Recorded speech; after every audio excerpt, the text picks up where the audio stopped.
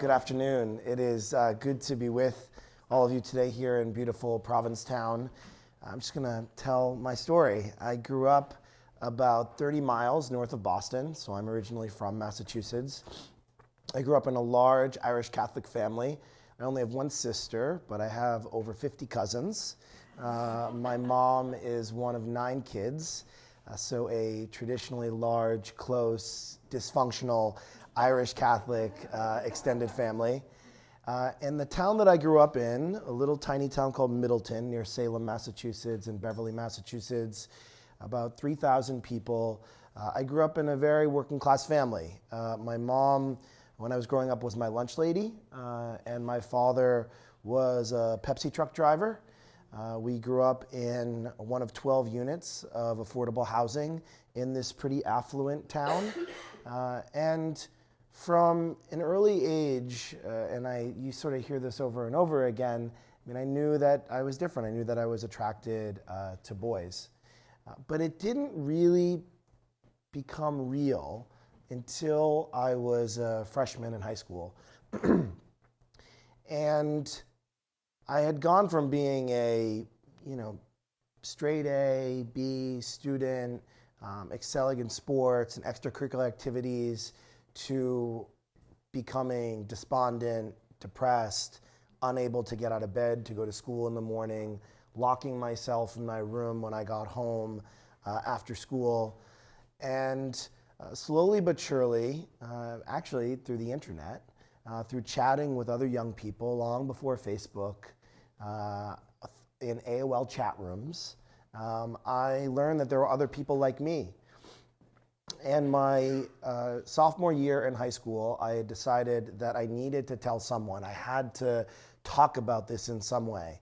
And so I remembered that 3 years earlier, when I was just starting middle school, and the middle school and high schools were attached where I grew up, there was a guidance counselor that through my early orientation in middle school had a sticker on her door that said LGBT safe zone on her door. And I remembered I saw that sticker. And so one day, feeling total desperation, I walked and left my high school during lunch, went down to the middle school, walked to her office, and by happenstance, she was there. And I hadn't seen her in years. The middle schools and high schools didn't really interact. And she remembered me. And I sat down with her and I came out to her.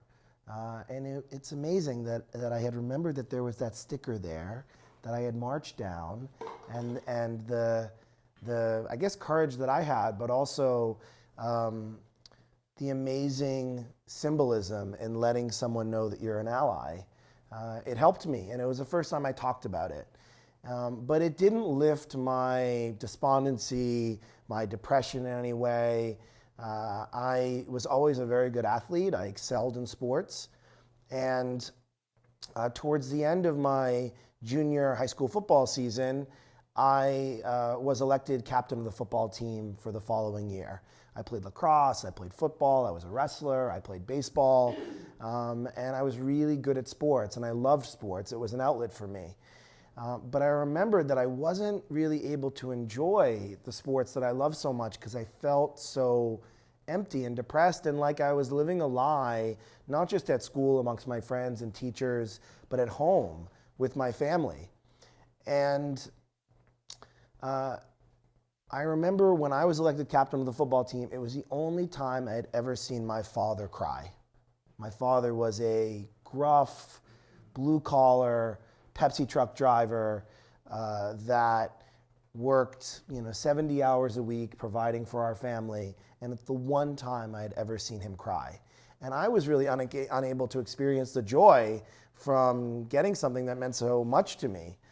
I had come out to a few more teachers during my junior year, and each time I felt this palpable sense of relief that came with actually saying it out loud. And at the end, towards the end of my junior year, with about 3 months to go till we were finishing that school year, I was in school one day, sitting at a desk, and I thought to myself, I can't do this anymore. I can't live a lie in my own home. I have to tell my mother. And my mother had always told me, whenever I was walking to the bus or she was driving me to school every morning, she told me she loved me. And she gave me a kiss on the cheek. And before I went to bed every night, my mother told me she loved me and she gave me a kiss. And I remember, I think I can tell her. I think I can do it. And I spent an hour after school that day strategizing with a teacher that I had come out to about what I was going to say and what I was going to do. And I got home late, and I walked in the door, and Mother said, "Where have you been? I've been worried. You didn't come home. What were you doing?" And I said, "Oh, I was just at school." And she said, "Oh, okay, well, I'm making dinner, get ready." And I said, "Mom, can we go for a ride in the car?" She said, "Go for a ride in the car?" And we don't just go for rides in the car in my family. And she said, "Okay." And so we get into the car, and my mother's about to pull out of the driveway, and she's saying, "Corey, what's the matter? What happened? Did you do something at school?" And I was a really well-behaved kid. I never got in trouble. And I said, "No, Mom, let's just drive." And so we're driving, and we end up on the highway, and I said, "Mom, you know how you tell me you love me every morning before I go to school?" And she said, "Yes." And I said, "And you know you tell me you love me every night before I go to bed?" And she said, "Yes." And I said, "I never want that to change." And she said, "Corey, that will never change." And I said, "Mom, I'm gay." And she said, "Corey, I love you unconditionally. Nothing would ever change that." And we were driving down the highway, both of us hysterically crying, had to pull off the highway to continue the conversation. And I said, "But Mama, I'm captain of the football team. I was just elected captain of the football team, and I don't know what to do." And she said, "Corey, it's totally fine. We'll get through this together." And my mom, being the amazing person she is, without telling me, the next day went to PFLAG, which stands for Parents, Families, and Friends of Lesbians and Gays, to try to, I guess, get some resources for herself to figure out how to deal with this. And so a few weeks later, my father had found out my family was perfectly loving and unbelievable. And there were no openly gay students in my high school, none. This was in 1999. It was about 6 months after Matthew Shepard had been murdered in Wyoming. The nation had been focused on that and what a horrific, tragic crime and loss that was. And one of the people that I was out to at school was a lesbian herself, not out at school, and also was the advisor to the Gay Straight Alliance at school. And the Gay Straight Alliance was this big group of young people where none of them was openly gay. They were all allies. They were the straight part of the GSA.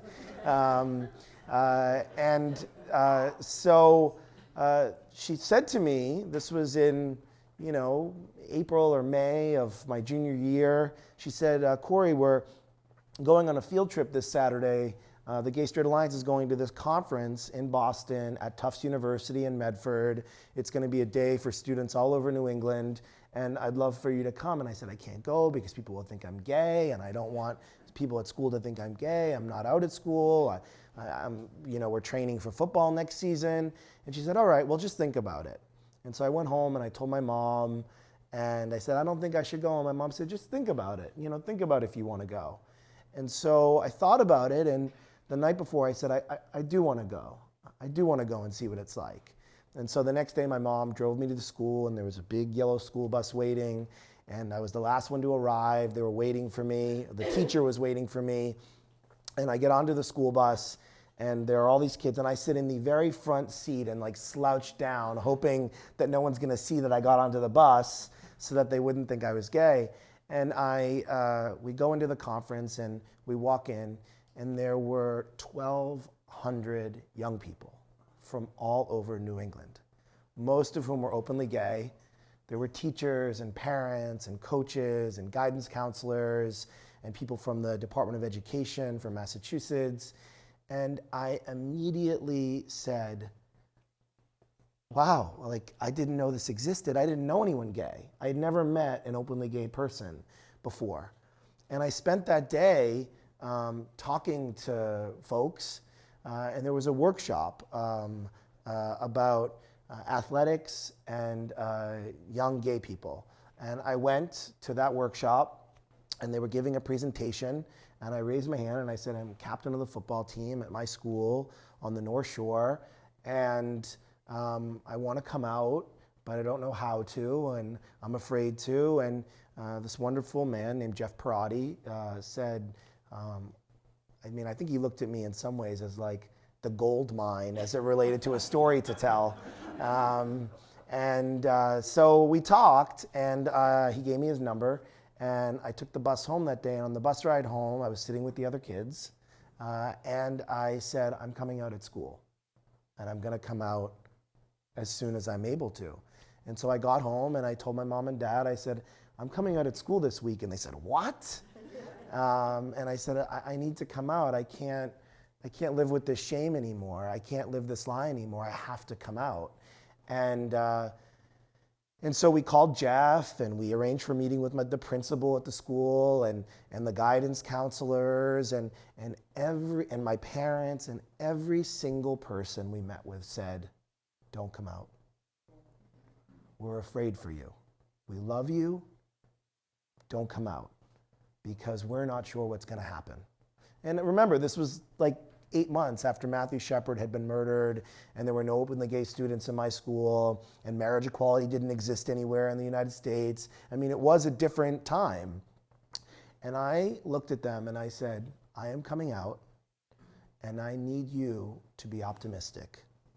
And I need you to help make this happen. I had just turned 17. I was 16 years old. I was about to turn 17. And they said, well, what if the football team turns against you?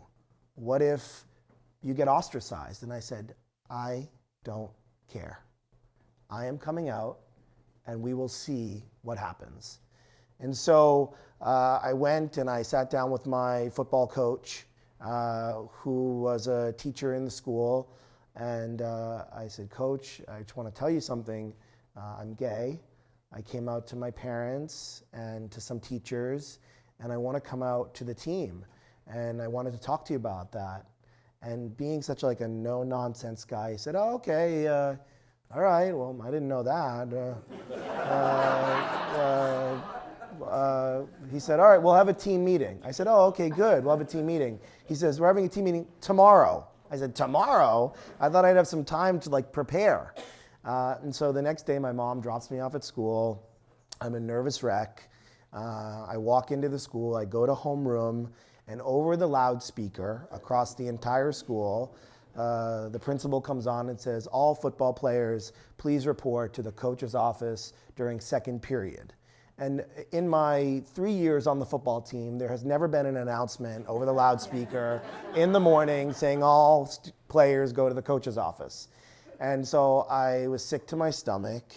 I skipped first period. I went outside and sat against a tree and tried to collect myself. And when the bell rang for second period, students were in the hallways, and all of the football players were coming up to me saying, what the hell is this meeting about? We've never had a meeting before. What's this meeting about? And I said, oh, don't worry, you'll find out in a few minutes. And so we walk in, and I think I had 45 teammates, and they're all sitting in front of me, and my coach says, everyone, thanks for coming today. Corey has something he wants to tell you. Corey? And so I stand up and I said, guys, I want to tell you that football means more to me than just about anything. And I've grown up with all of you, and I consider you all friends, and I consider this team to be like a family. And I want to tell you something, and what I'm about to tell you doesn't change who I am and the person that you've always known. I said, I'm coming out today at school as an openly gay student, and I want to let you know that I look forward to football next year. I said, I didn't come on to you last year in the locker room. I'm not going to do it this year. I didn't touch you last year in the locker room. I'm not going to do it this year. And I said, and who says you guys are cute enough anyway? And there was dead silence. No one laughed. No one. They were looking at me like, is this really happening? And I said, does anyone have any questions? And again, silence. And I kind of stood there uncomfortably, not really knowing or being able to read the room and understand what the reaction was. And all of a sudden, a hand went up in the back, and it was a teammate of mine who was in the same grade as me, named Jim. And he raised his hand and he said, Corey, you're a great football player. You're our friend. Let's just play football. And another hand went up, and they said, he said, thanks for telling us. I really want to just focus on playing football. And the bell rang, and the 45 guys left the room. And my coach said, so how do you think that went? And I said, I don't really know. And you know, within 46 seconds, all 1,200 kids at Masconomet Regional High School knew that I was gay. And the amazing thing was that the football team rallied around me, which really set the tone for the rest of the school. And so I played my senior year, being out. The third game of the season, we were playing at home. I'm on the field, we're warming up, I'm leading the team in our stretches and warm-ups, and my coach comes over and says, Corey, some really good news. And I said, what? And he said, the captain of the other team is benched. And I said, he was one of their best players. I said, why? And he said, because leading up to the game this week, he was saying, we're going to kill the fag, we're going to break his legs, we're going to get him.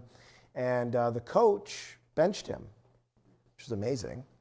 And so I get out there on the field. We're on offense first. I played right guard. I was a small offensive lineman. I was tough though.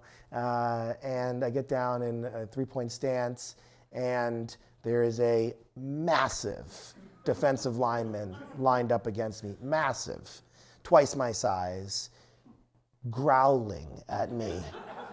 I'm gonna kill you, you fag. I'm gonna break your legs. I'm gonna get you. And I'm down in my three-point stance, and I start laughing.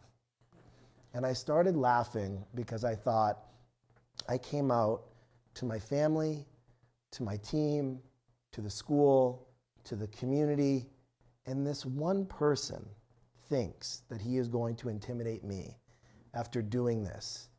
And so the play happened, and I went back to the huddle, and I said to the guys, hey, the other team's saying stuff, don't get in any fights, don't get any penalties, I'm totally fine. And the quarterback and the co-captain looked up and said, Corey, we got your back, don't worry about it. And we won that game, 21-0. And the rest of the season went on. What ended up happening was that conference that I spoke at, where I decided I wanted to come out, the next year asked me to come and be their honoree and to speak at that conference. And so I showed up that day with my mother and father, and I spoke, and there was a local paper from Boston called Bay Windows, the gay paper for Boston. And they wrote a story about this young man who lived on the North Shore that had come out and had this positive experience with his team. And they published it, and then the next day, the New York Times called. And they said, we want to come up and do a story on you. And my family felt very uncomfortable. We didn't want any media attention. We were this just small family that kept to ourselves. And we sat down, and my mom and I told my dad, we think we should do this because we could potentially help a lot of people. And so on my 18th birthday, I spoke at the March on Washington in Washington, D.C., and that morning the New York Times did a front page story, and the Sunday Times with a photo of me in my football uniform. 2020, Anderson Cooper lived with my family for 3 weeks and did a piece for 2020. He was out to me then. I can tell you that. And Sports Illustrated did a piece, and sort of overnight I became the gay poster child. And I took a year off after high school. I traveled the country. I spoke in about 30 different cities, sharing my experiences at universities and conferences, at gala dinners, and eventually I made my way to New York. And I've moved to New York when I was 19 years old. I'm 32. I've been in New York for 13 years. And I moved to Chelsea, which is on the west side of Manhattan, between Greenwich Village and Hell's Kitchen. And I really got involved in the community. And last September, I won a primary for City Council to succeed the previous council member, who was the New York City Council Speaker, Christine Quinn. And so in November, I was elected with 86% of the vote, which felt good.